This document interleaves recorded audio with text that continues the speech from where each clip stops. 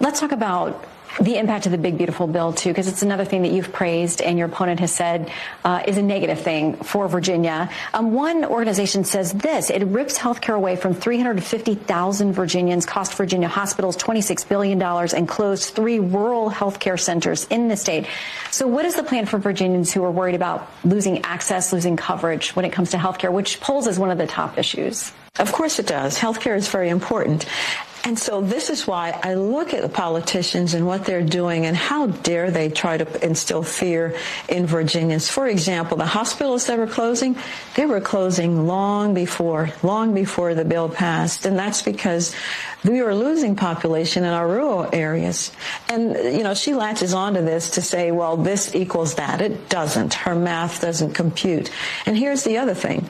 When it comes to the bill, all the bill is saying is you're going to make Medicaid go back to its original purpose. If you are able-bodied and you're receiving Medicaid, then you must either, according to the bill, have 80 hours of work or 80 hours of volunteer service or 80 hours of training that you're doing or some hybrid of all 3 of those. I know you work longer than 80 hours a month. I do. I know many people work longer than 80 hours. So why should you have Medicaid when you're able-bodied? This is the taxpayers who are paying for you.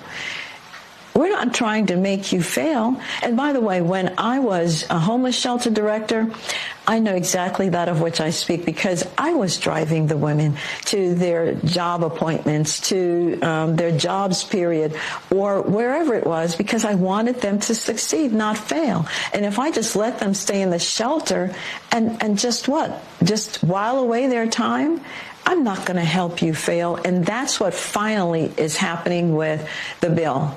They're not going to let people fail. What's your plan?